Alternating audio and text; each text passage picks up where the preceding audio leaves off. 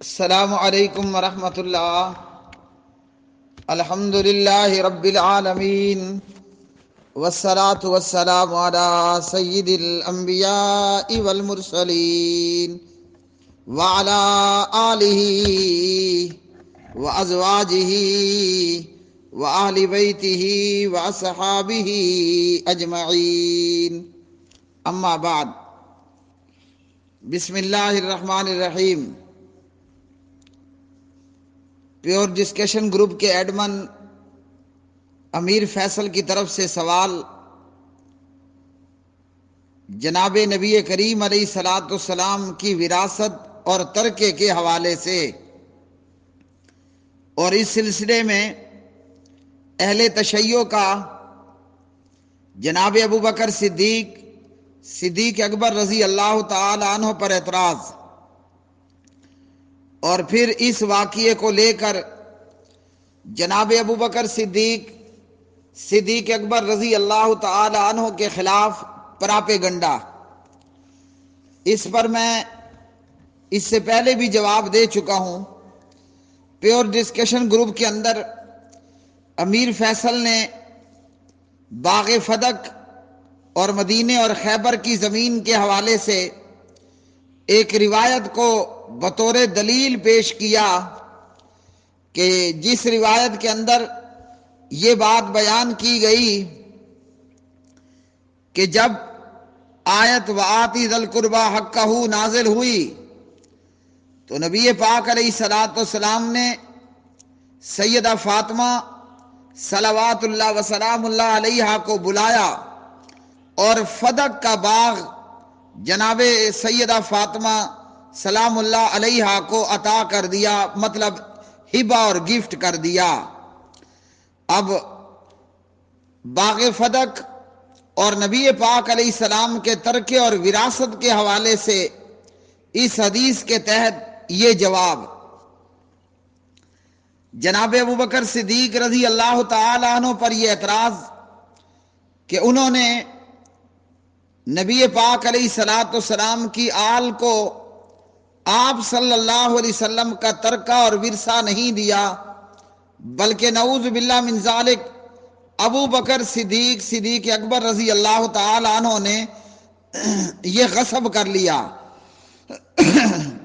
تو اس میں ہم دیکھیں گے کہ اہل تشیع حضرات کا یہ اعتراض جہالت، دشمنی اور لا علمی پر مبنی ہے، اور ابو بکر صدیق رضی اللہ تعالی عنہ تمام مسلمین اور مومنین سے بڑھ کر جناب محمد الرسول اللہ صلی اللہ علیہ وسلم اور آپ صلی اللہ علیہ وسلم کی آل سے محبت اور پیار اور پریم کرنے والے تھے۔ وہ چاہے جناب حضرت علی ہوں علیہ السلام، یا سیدہ فاطمہ ہو علیہ السلام، یا جناب حضرت سیدنا عباس بن عبد المطلب ہوں علیہ السلام، یا نبی علیہ السلام کا اس کے علاوہ کا خاندان۔ اب اس روایت کے حوالے سے کہ جس روایت کے اندر یہ بات بیان کی اور یہ بیان کرنے والا عطیہ اوفی ہے، وہ بیان کرتا ہے ابو سعید سے کہ جب آیت وآتی ذی القربی حقہ نازل ہوئی تو آپ صلی اللہ علیہ وسلم نے اپنی بیٹی فاطمہ کو بلایا اور فدق کا باغ فاطمہ کو عطا کر دیا۔ یہ روایت سندن ضعیف ہے، یہ روایت سندن انتہا درجے کی ضعیف ہے اور ناقابل حجت اور ناقابل دلیل ہے۔ اس روایت کی خرابی میں پہلی خرابی کہ اس روایت کا یہ راوی عطیہ العوفی یہ شیعہ بھی تھا، مدلس بھی تھا، اور ضعیف بھی تھا، اور متروک بھی تھا، اور یہاں اس روایت کے اندر یہ ان کے ساتھ روایت کر رہا ہے اور ایک بہت بڑا دھوکہ اور فراڈ کر رہا ہے۔ اس روایت کا یہ راوی عطیہ العوفی اس روایت کے اندر بات یہ ہے کہ اس روایت کے اندر یہاں یہ روایت کرنے والا بہت بڑی خرابی کا ارتکاب کر رہا ہے، اور وہ یہ ہے کہ یہ روایت وہ حضرت ابو سعید خدری رضی اللہ تعالیٰ عنہ سے بیان نہیں کر رہا۔ صحابی رسول حضرت ابو سعید خدری رضی اللہ تعالیٰ عنہ سے عطیہ العوفی یہ روایت نہیں کر رہا، بلکہ اپنے استاد ابو سعید محمد بن الصائب الکلبی کذاب سے یہ روایت بیان کر رہا ہے۔ لیکن عطیہ العوفی نے یہاں دھوکہ اور فراڈ کیا اور یہ باور کروانے کی کوشش کی کہ وہ ابو سعید خدری رضی اللہ تعالیٰ عنہ سے یہ روایت بیان کر رہا ہے، حالانکہ یہاں ابو سعید خدری صحابی رسول سے وہ یہ روایت بیان نہیں کر رہا، بلکہ اپنے استاد ابو سعید محمد بن الصائب الکلبی کذاب سے وہ یہ روایت بیان کر رہا ہے۔ تو ایک بہت بڑا فراڈ اور جھوٹ یہ، اور اسی طرح دوسرا یہ کہ یہ عطیہ العوفی ضعیف بھی تھا اور متروک بھی تھا، اور اسی طرح یہ عطیہ العوفی شیعہ بھی تھا، تو یہ روایت سندن صحیح نہیں ہے۔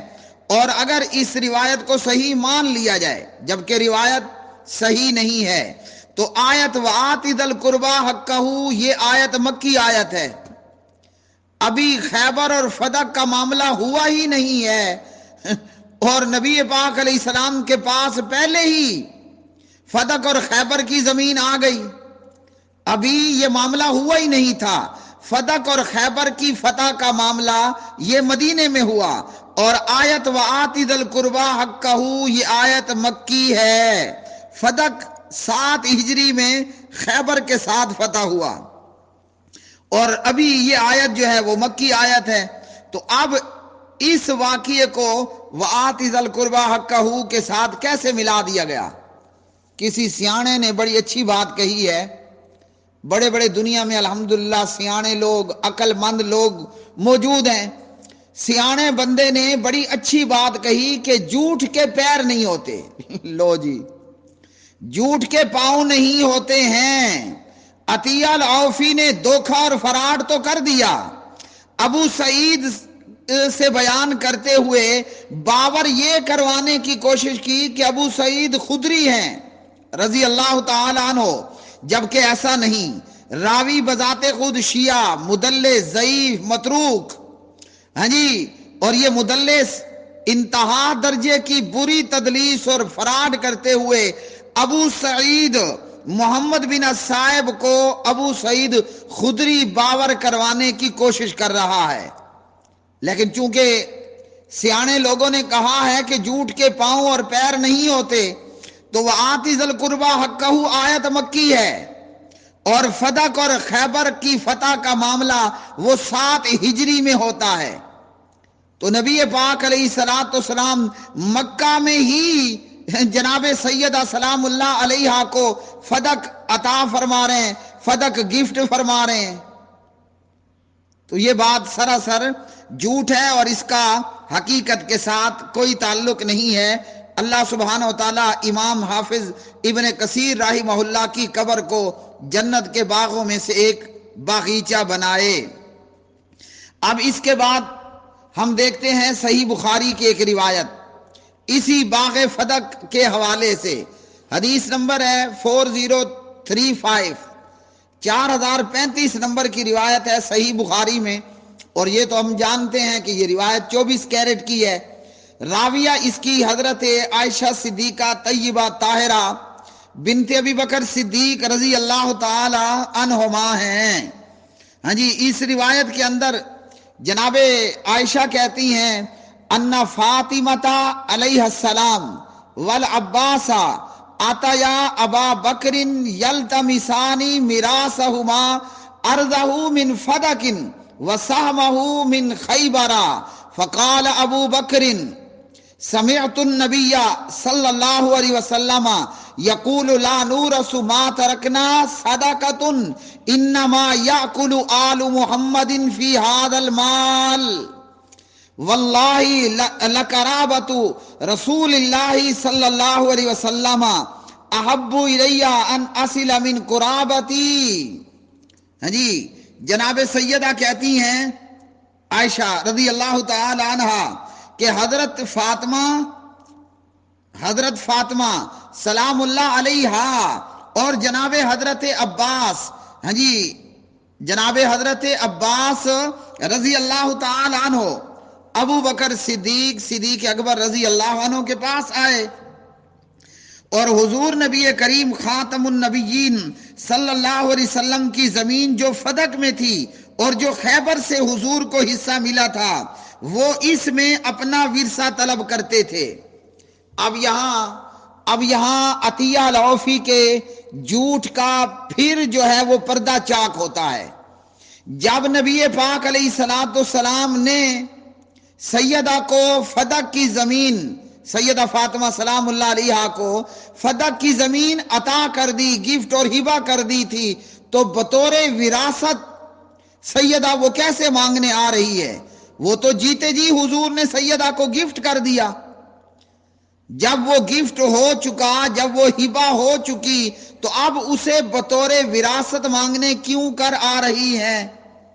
ابو بکر صدیق رضی اللہ تعالی عنہ نے ان دونوں کو جواب دیا، میں نے نبی پاک علیہ الصلوۃ والسلام سے سنا ہے، آپ صلی اللہ علیہ وسلم نے فرمایا ہمارا کوئی وارث نہیں ہوتا، مطلب ہمارا ترکہ جو ہے وہ تقسیم نہیں ہوتا۔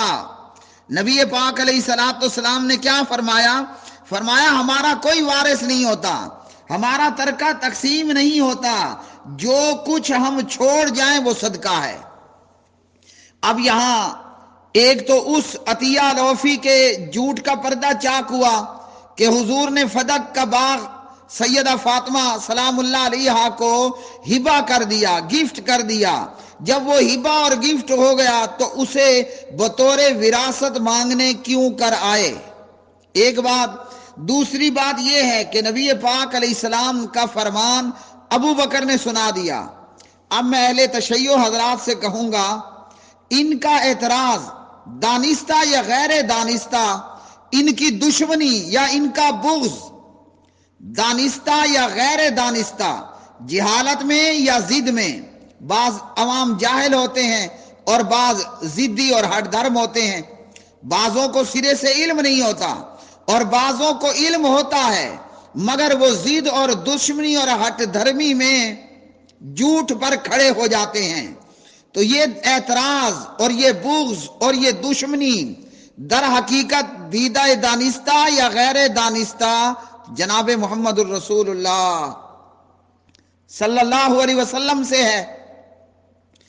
ابو بکر نے اپنی طرف سے تو کچھ نہیں کہا نا، ابو بکر نے تو فاطمہ کے بابا جان سیدہ سلام اللہ علیہا کے بابا جان جناب محمد الرسول اللہ صلی اللہ علیہ وسلم کا فرمان سنا دیا کہ ہم انبیاء کا کوئی وارث نہیں ہوتا، یہ دنیا کا سونا، یہ چاندی، یہ مال، یہ دولت، یہ زمین، یہ باغ، ان چیزوں میں ہمارا کوئی وارث نہیں ہوتا، ہمارا ورثہ نہیں ہوتا، ہمارے وارث نہیں ہوتے، ہمارا ترکہ تقسیم نہیں ہوا کرتا، بلکہ وہ جو کچھ ہم چھوڑ جائیں وہ صدقہ ہے۔